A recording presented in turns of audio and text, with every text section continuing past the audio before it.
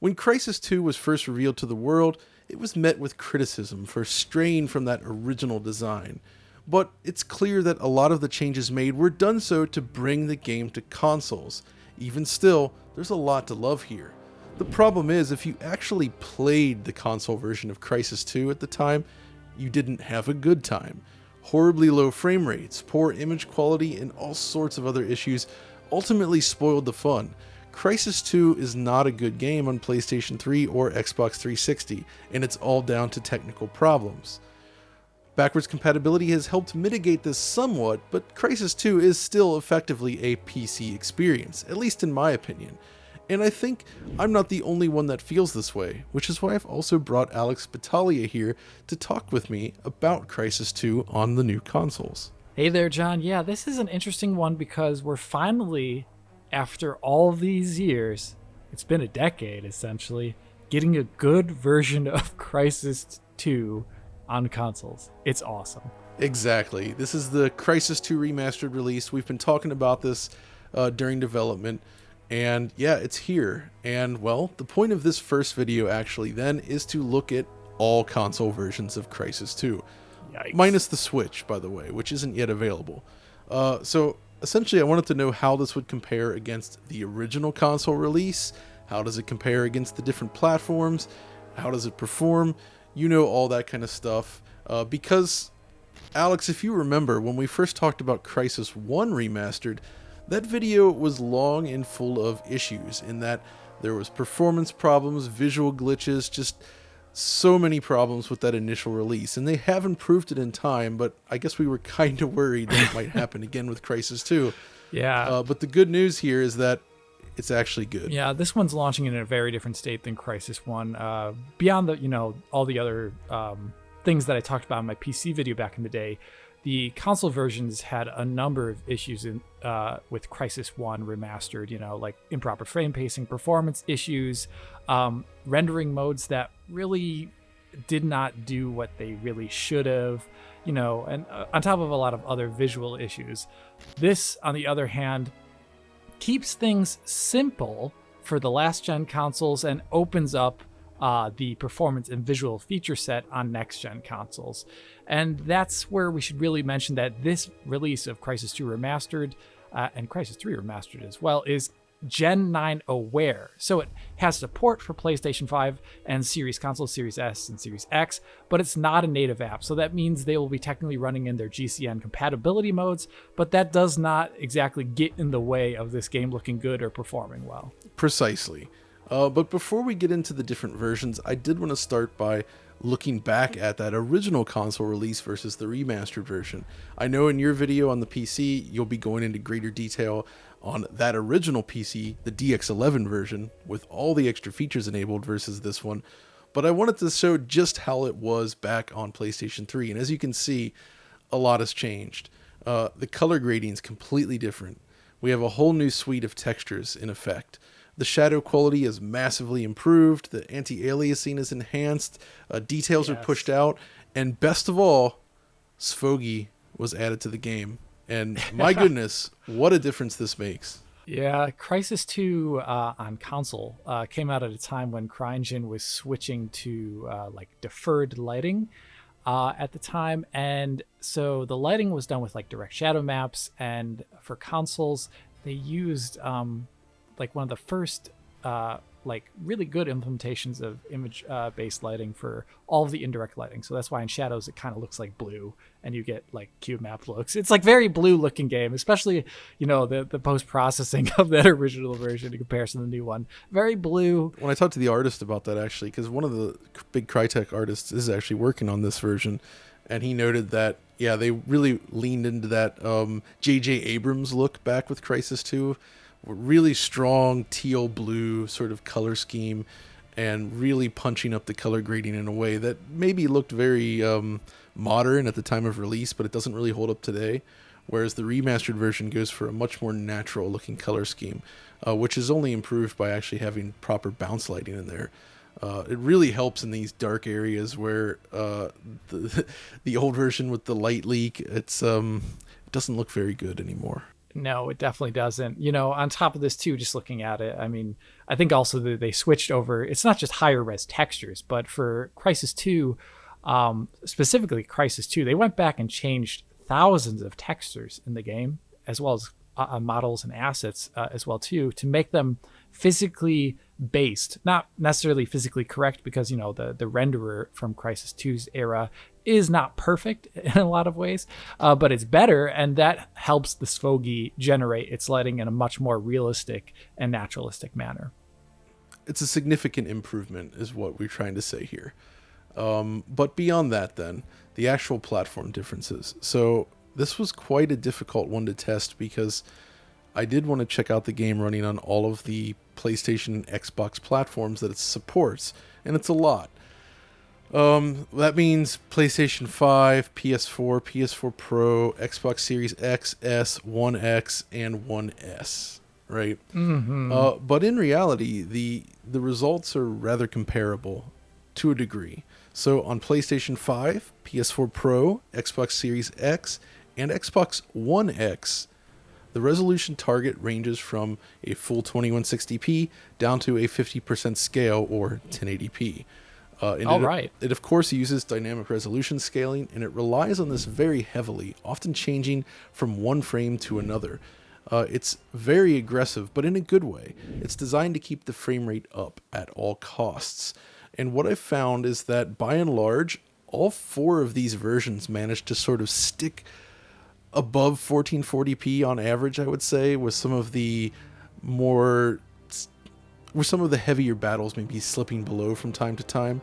It's rare to see it drop all the way to 1080p, but it can. But the point is that it does look suitably high res in action. And of course the anti-aliasing has improved as well, as has texture filtering. So you do get the best image quality on Xbox Series X, I would say. But they're all relatively comparable. Yeah, in this case, the performance isn't too surprising.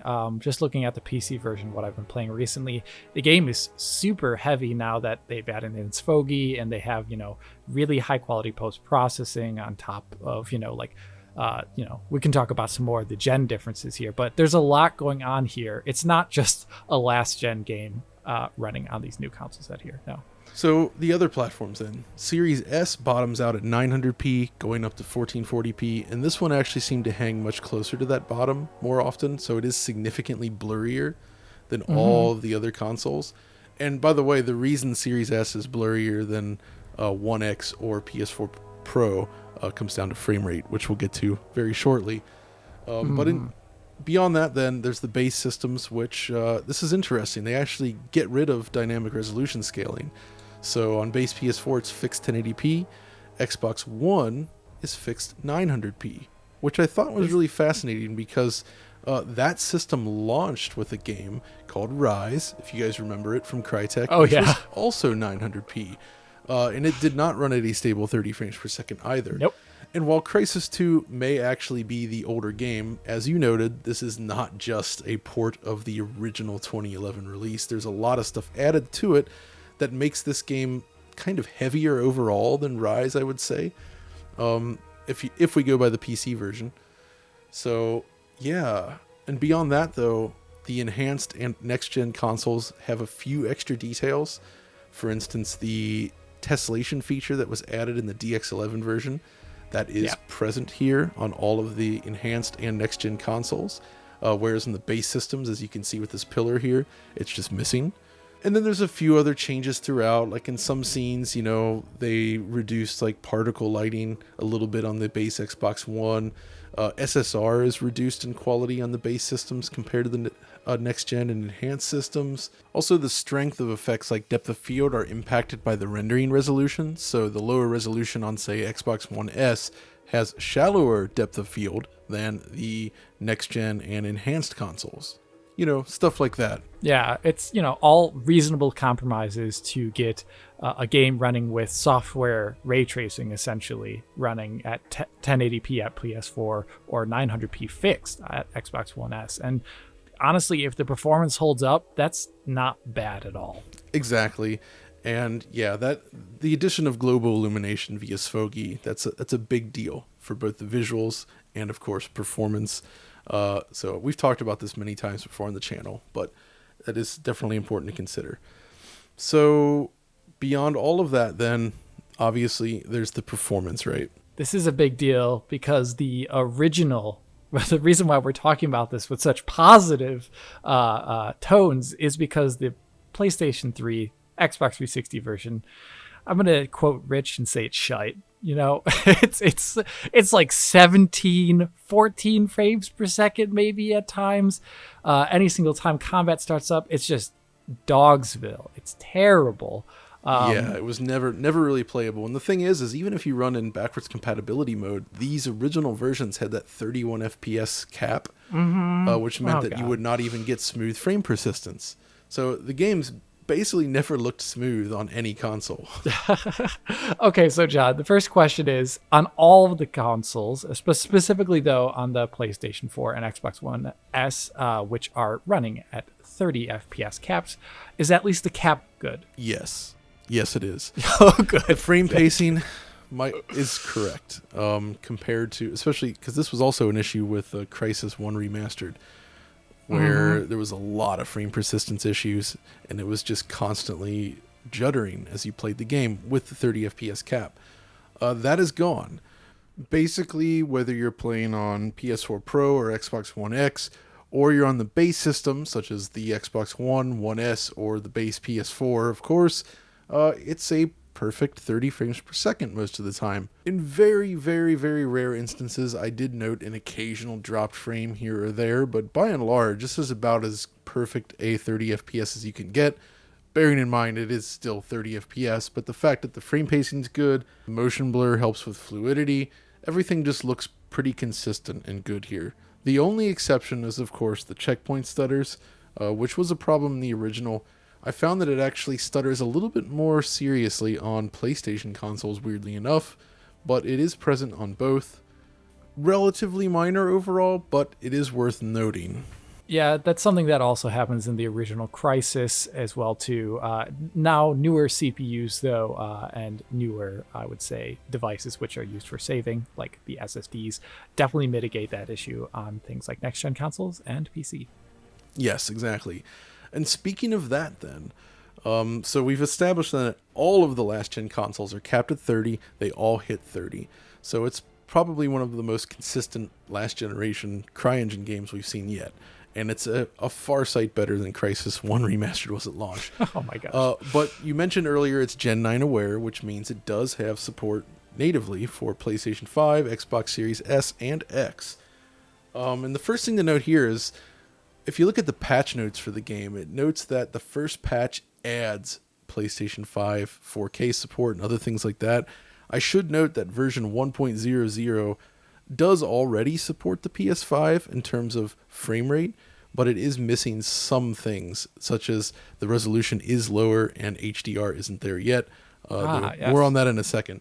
So it's not 100% true that you don't get PS5 support out of the box. You do, but you don't get the full support. And that is a little bit of a shame that they shipped out the disc before including that. So for those that care about that kind of thing, such as myself, it's worth noting. But when you're actually running the game patch on all platforms, I can say that, well, you get 60 frames per second instead of 30. That's awesome. And it's very, very smooth. So Series X and PS5, I basically played through roughly half the game. I got to Semper Fi or Die on Xbox and a little bit less far on PlayStation 5. Yeah. And I just didn't really encounter any issues at all. I mean, I captured hours and hours of footage, and it's very smooth. It's basically perfect. That DRS being so constant and ever-changing is a really good thing for this game. And, and honestly, with the way Crysis 2, when we were kind of chipping in on the development of this game, giving feedback, we played it early and we gave feedback. One of the things we made sure was that the motion blur was done correctly this time around. Unlike the PC DX11 patch, which has some motion blur issues, this now actually has like really good shutter speed, and it scales really well to 30 FPS and 60 FPS. So as you're moving around, as Prophet or Alcatraz, here, you're gonna not notice really these DRS changes in the motion, especially. So it's really great that they keep 30, and it's really great that they keep 60 on these next gen consoles. Exactly, and I think the only issue I ever noticed was on Series S occasionally with alpha particles close to the camera frustum. You would get a little bit of a hitch, small dip, but aside from that, it's pretty much perfect. And yeah, like you said, we did actually test this game earlier. I mentioned this in a previous video as well. We basically did it for nothing, just yeah, a chance to do it. We just did it, wanted to make sure that Crysis 2 came out better. Exactly. We basically previewed the game and gave our feedback on it. And one of the biggest pieces of feedback that I think we shared was you've got to nail the dynamic resolution scaling in order to keep that frame rate solid. Because that's exactly what they did not do with Crysis 1 Remastered, and that's what's happening here. So basically, Awesome. No matter which platform you're on, the experience is shockingly smooth and stable, which is ultimately what I think we all wanted. Yeah, because Crysis 2 is a game that pushed the last gen consoles to the point of breaking, or the last gen consoles to the point of breaking at this point. And actually playing, going back and playing this game again at proper frame rates, proper visual presentations, it's actually kind of opened my eyes up about how I miss games like this. Dedicated, path in a game with well thought out scenarios in terms of the way the combat plays out. And here in Crysis, when you're playing it at a pitch 30 or a pitch 60 FPS, that feels really good. The movement options that the game gives you between the slide, the run, the jump, and switching between modes at will, it actually just feels really fluid and really awesome. And it's given me a greater appreciation for Crysis 2, which I didn't have back in the day.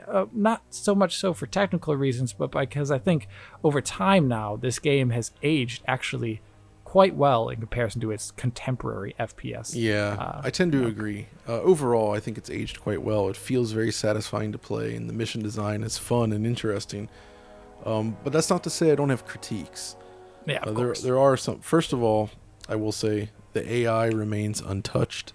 Yes. And I mentioned this before to them, and it just was not feasible to re-engineer the full AI system in the game, and that's a shame because I don't think it's great in Crysis 2. Crysis 3 definitely improves upon this, but in Crysis 2, essentially, if you just poke your head out at the wrong time, everybody's aware of you immediately, which makes stealth play really frustrating. Which is why I suggest, if you've not really played this, it's fun to get a few guys with stealth before going all out, but it's better to play this game as a shooter where you're basically like a super soldier running around. And the game, it's better that way.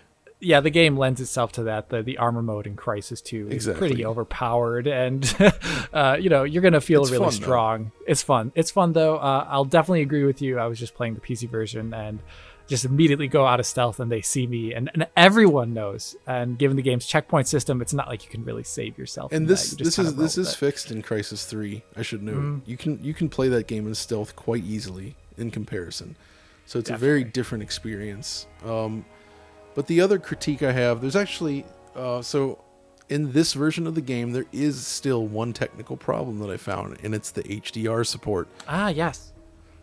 So it technically works, of course, but it kind of feels as if they're basically tone mapping an SDR image into HDR, and things don't look quite right. It loses some of the contrast, and the highlights don't pop like they should. So, of course, I have reported that as well, and hopefully that can actually be fixed, because I was really looking forward to playing Crysis 2 in HDR, and unfortunately, in its current state, I really don't recommend doing that. Oh, man. Well, that's a shame, but... That is a bummer.